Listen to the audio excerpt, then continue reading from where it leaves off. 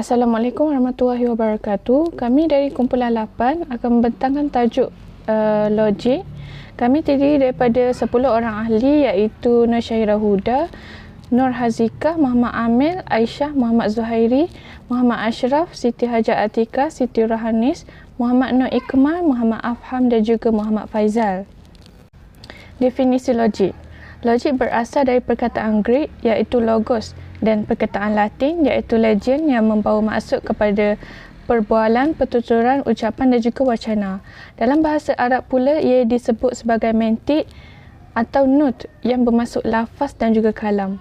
Cara pemikiran yang kerap dan gemar digunakan dalam merancang sesuatu perkara. Cara mempelajari prinsip-prinsip yang digunakan untuk membezakan sesuatu atau salah sesuatu hujah. Proses mencari maklumat, ilmu, data dan juga fakta mengenai kebenaran sesuatu perkara. Baik, seterusnya saya akan membentangkan tentang tokoh falsafah. Tokoh falsafah yang kami pilih ialah Abu Hamid Al-Ghazali. Beliau lahir pada 450 Hijriah atau tahun 1058 Masihi. Beliau lahir di kota Tus iaitu kota yang berdekatan dengan Masjid di Khurasan. Ghazali ini diambil dari kata Ghazala. Menurutnya, falsafah logik mengandungi paling sedikit sahaja kesalahan berbanding pengetahuan fisalat atau falsafah yang lain. Logik dianggap sebagai mukadimah bagi seluruh ilmu. Beliau telah menulis beberapa buku logik berdasarkan logik iaitu Makashi al-Falsafah, Miyal al-Im, Mihal al-Nazar, Fi al-Mantiq, Al-Khistas al-Mustaqim dan Al-Mutashaffi al-Im Ushul. Tertulis dalam bukunya yang berjudul Al-Mutashaffi Ilmi Al-Ushul menyatakan barang siapa yang tidak menguasai logik, maka pengetahuannya tidak dapat dipercayai sama sekali. Cabang falsafah logik berkaitan dengan penakulan manusia. Dalam penakulan tersebut, manusia menggunakan rasional bagi suatu perkara, kejadian atau tindakan.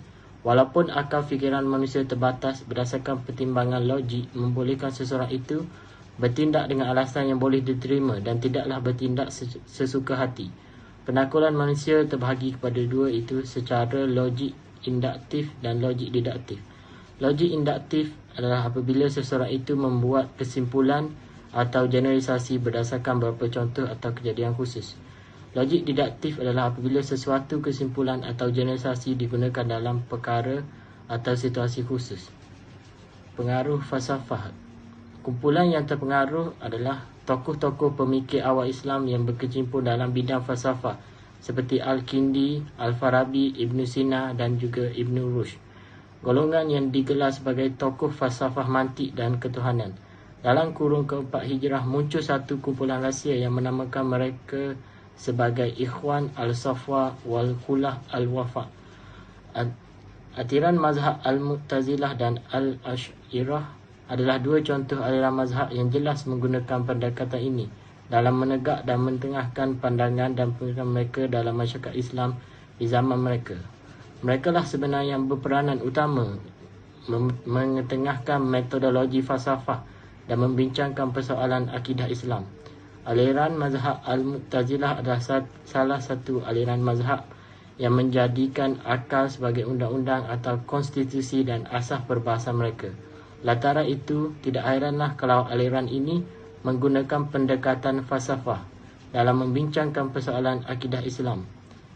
Ini kerana pemikiran falsafah adalah berasaskan kepada kemampuan akal manusia dalam menanggapi sesuatu perkara. Mereka banyak menggunakan pendekatan akal dan mantik dalam pelbagai urusan agama dan keduniaan mereka. Okey. Assalamualaikum warahmatullahi wabarakatuh. Sekarang saya akan bercakap mengenai amalan falsafah. Okey, yang pertama, menurut seorang tokoh iaitu Barnes, perkara yang kita ingat sebagai bersifat metafizik ni, kita tidak boleh buktikan dia dengan logik kita. Okey, ataupun secara matematik. Kerana pada umumnya benda itu adalah tertolak. Okey. Perkara yang bersifat metafizik ni kan, kita tak boleh buktikan sahihnya tu dengan kita punya melalui praktikal. Ini kerana bila kita lihat sesuatu, kita tidak membuat keputusan atau andaian kita, ataupun kita tidak menerima ataupun kita menolak. Kita tak boleh pilih antara salah satu kalau kita melihat kenyataan mereka tu. Okey. Argument pula, ialah intipati logik. Okey. Perkataan itu adalah perkataan daripada barat yang maksudnya dialektika. Okey. Dalam tradisi, dialektika adalah pemikiran mestilah antara dua orang, ataupun dua pihak. Satu pihak kemukakan idea dan lagi satu mereka membantah idea tersebut. Kerana mesti terdapat andaian ataupun kekeliruan sebaliknya. Di dalam dialektika ada dua, tesis dan antitesis. Bila dua perkara ini berlaku, bergabung tesis dengan antitesis, akan hasil satu benda iaitu sintesis. Tarungan antara tesis dan antitesis ni, yang menerbitkan sintesis ni jarang sekali berlaku. Debat dan konflik antara dua pihak lebih degil dengan idea masing-masing, kerana tesis dan antitesis jarang berlaku sintesis, sebab pihak yang bagi tesis kekal dengan dia punya keputusan dan yang antitesis kekal dengan keputusan dia. Contohlah, sekolah mesti setengah sekolah mesti akan ada pasukan bahas. Dalam pasukan bahas tu mesti mereka akan lawan membahas antara satu sama lain. Contoh antara satu tajuk, bagaimana adakah gadget baik untuk kanak-kanak untuk dibawa ke sekolah. Mesti ada yang sokong, mesti ada yang tidak menyokong. Mereka tidak akan bersetuju antara satu sama lain. Seterusnya saya akan bercakap mengenai isu semasa. Isu semasa ni, seseorang individu bila dia temu sesuatu perkara, dan bila dia membeza-bezakan antara kebenaran dengan kepalsuan, kita mesti dapat tahu kan antara betul dan tak betul. Seterusnya dapat menjangkau yang abstrak dan banyak menggunakan mental. Maknanya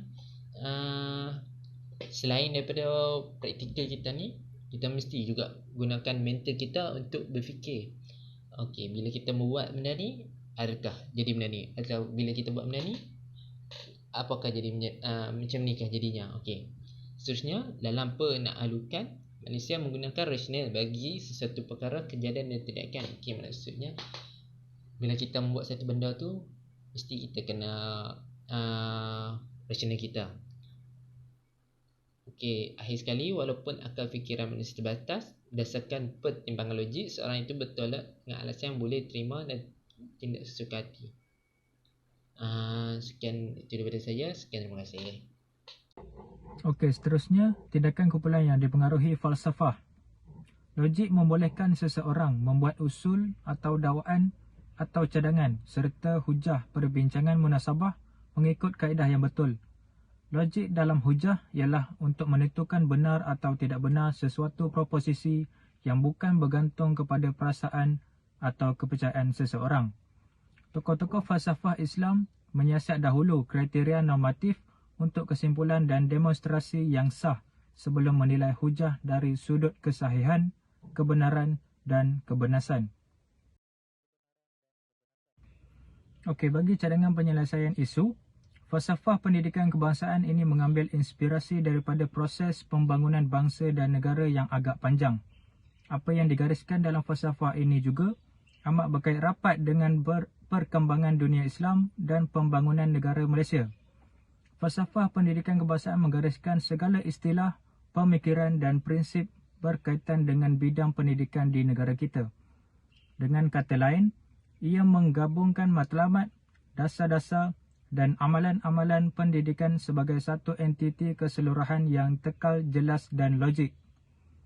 Dalam konteks negara kita, insan seutuhnya yang ingin dibina, dibangunkan serta dilahirkan, seterusnya menzahirkan dirinya sebagai insan seimbang dari segala aspek hidup dan kehidupannya, merangkumi aspek jasmani, emosi, rohani dan inteleknya.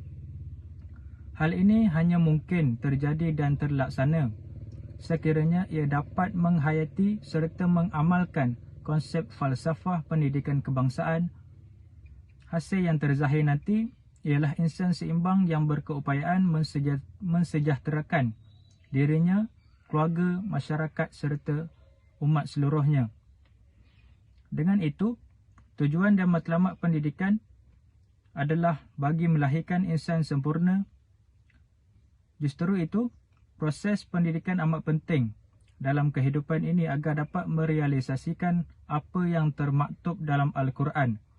Oleh yang demikian, perbincangan di dalam penulisan ini akan memfokuskan tentang falsafah pendidikan kebangsaan dari sudut permulaan, pembinaannya serta kandungannya yang menekankan aspek pembangunan insan itu sendiri.